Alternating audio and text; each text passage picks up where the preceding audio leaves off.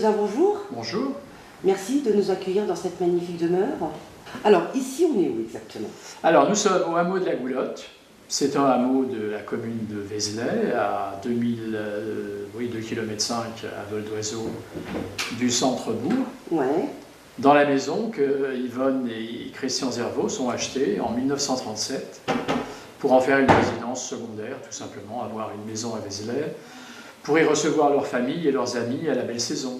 C'est un lieu surtout qu'on essaie de faire vivre, c'est un lieu qui a besoin de rénovation aussi, qui a besoin de beaucoup de soins, parce qu'il est un peu tel que les Zervos l'ont laissé en 1970, à leur décès. Il y a le musée et la maison Zervos.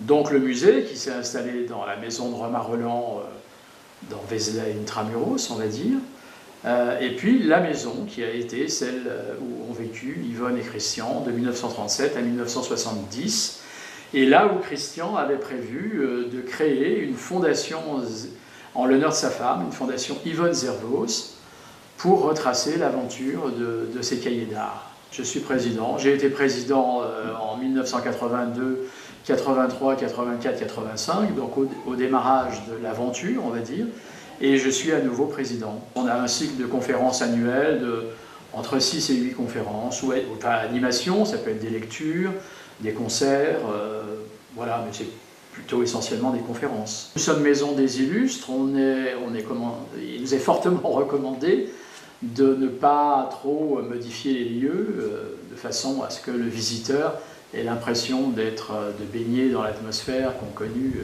les illustres à leur époque. Donc là, par exemple, le verger, ben oui, on aimerait le conserver, le rafraîchir, l'améliorer. Bon, le verger planté par Yvonne Zervos, des pommiers qu'elle affectionnait et dont elle s'occupait quand elle était là. Même chose pour les rosiers, même chose pour ceci, si on parle des extérieurs. Il n'y a qu'une exposition estivale, on n'a pas les moyens ni financiers ni en personnel pour faire tourner plusieurs expositions annuelles.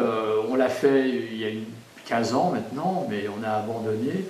On a une exposition en juillet-août, uniquement les deux mois d'été. On a une résidence d'artistes et une résidence d'écriture. Maintenant, on a deux résidences parce que c'était, comment dire, le vœu, le souhait de Christian et Yvonne Zervos de faire venir des amis peintres, sculpteurs ou des amis écrivains pour créer quelque chose à Vézelay. C'était vraiment leur vœu le plus cher. Pas seulement venir ici pour se divertir, se promener, mais également pour créer. Créer une œuvre à Vézelay au XXe siècle, ça semblait quelque chose de très très important pour les Zervos. Et donc on continue cela à travers donc, le prix Zervos Bourgogne-Franche-Comté, donc qui est décerné tous les 2 ans, donc à un plasticien ou une plasticienne, plutôt une jeune artiste, mais rien ne le dit en même temps dans les statuts du prix, qui vient ici en résidence pendant, disons, 1 mois, 6 à 8 semaines, et l'année d'après, donc, elle expose dans ce lieu. Voilà, on reçoit quand même près de 120 candidatures, donc il faut faire un travail très sérieux de lecture des dossiers, de sélection des dossiers, et ensuite le jury se réunit. On essaie d'avoir un jury avec différentes personnalités.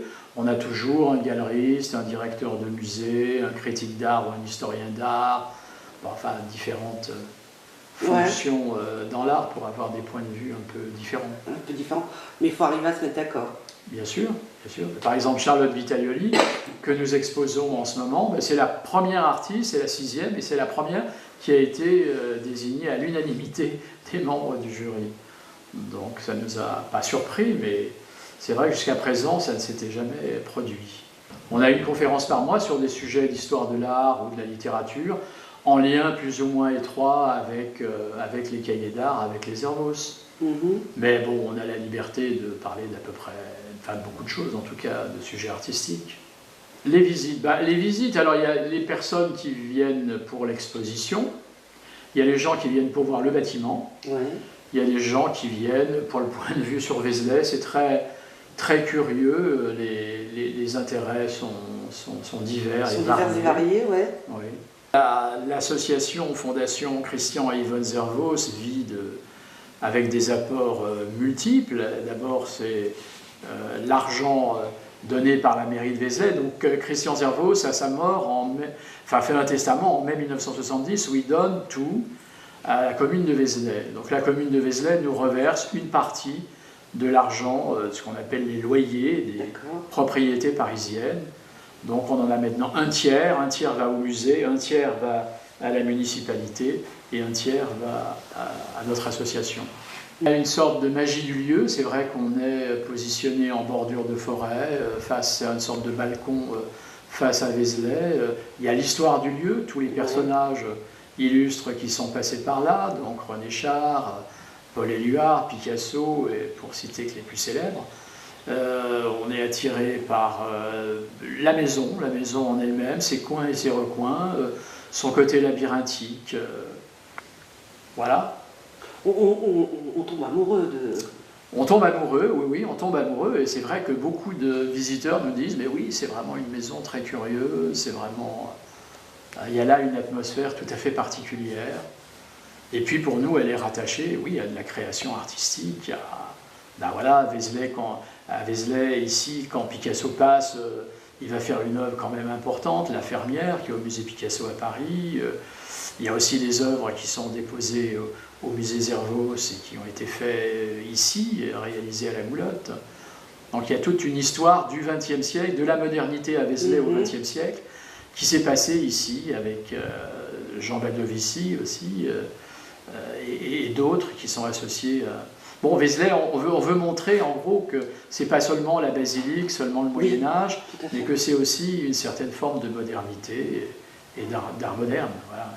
Il y a eu une énorme aventure d'art contemporain à Vézelay au XXe siècle, et on veut, à travers le prix Zervos et les résidences d'écriture, la poursuivre, la continuer. On entend que ce ne soit pas lettre morte, mais que cela perdure à travers le XXIe siècle.